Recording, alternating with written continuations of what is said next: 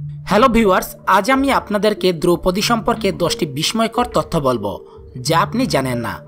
মহাভারত হিন্দু পৌরাণিক কাহিনীগুলোর শ্রেষ্ঠ মহাকাব্যের মধ্যে একটি, যা প্রত্যেক বাচ্চা ঘুমাতে যাওয়ার সময় গল্প শুনেছে। আমরা মহাভারত সম্পর্কে অনেক কিছু জানি, আবার অনেক কিছুই জানি না। যাই হোক, এই ধর্মগ্রন্থের অনেক জিনিস এখনও অনেকের কাছে একটি রহস্য। প্রকৃতপক্ষে মহাকাব্যটি এমন আকর্ষণীয় ঘটনাগুলির সাথে পরিপূর্ণ যা আমাদের টেলিভিশন পর্দায় বিস্তারিতভাবে দেখানো সম্ভব নয়। তাই মহাভারতের অন্যতম চরিত্র দ্রৌপদীর অজানা তথ্য সম্পর্কে বিস্তারিত জানতে ভিডিওটি মনোযোগ সহকারে শেষ পর্যন্ত। মহাভারতে দ্রৌপদী একটি মহান চরিত্র যার কোনো পরিচয়ের প্রয়োজন নেই। এখনও এই চরিত্র একটি রহস্যময়ী সাহসী স্ত্রী, যিনি কাঁদতে বিশ্বাস করতেন না, বরং দৃঢ় বিশ্বাসের সম্মুখীন হতেন। তিনি ছিলেন সবচেয়ে মর্যাদাপূর্ণ রাজ্যের এক প্রিয়তম রাজকুমারী, কিন্তু তিনি স্বাভাবিক মানব সন্তানের মতো জন্ম নেননি। তিনি আগুন থেকে জন্ম নিয়েছিলেন। এমনই অনেক ঘটনা আছে যা আপনাকে বিস্মিত করবে। তাহলে আসুন জেনে নেই দ্রৌপদীর অজানা কাহিনী সম্পর্কে।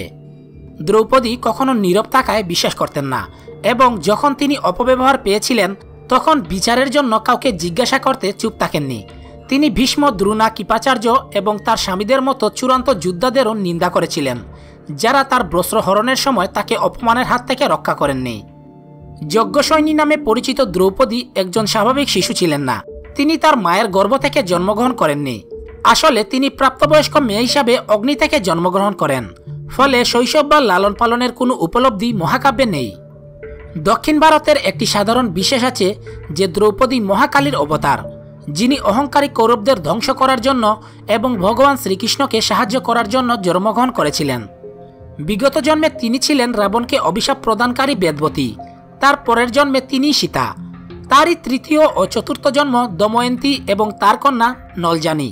আর পঞ্চম জন্মে তিনি দ্রৌপদী হয়ে জন্মগ্রহণ করেন। দ্রৌপদীর বহু নাম। পাঞ্চাল রাজপুত্রী দ্রৌপদী পাঞ্চালী নামেই সমাধিক পরিচিতা। তিনি রাজকুণ্ড জাতা, সে কারণে তার নাম যাজ্ঞসেনী। অজ্ঞাতবাস পর্বে তার নাম ছিল শৈরিন্দ্রী। যখন দ্রৌপদী একজন স্বামীর কাছ থেকে অন্য স্বামীর কাছে যেতেন, তখন তিনি তার কুমারিত্ব এবং বিশুদ্ধতা পুনরুদ্ধারের জন্য আগুনের মধ্য দিয়ে যেতেন।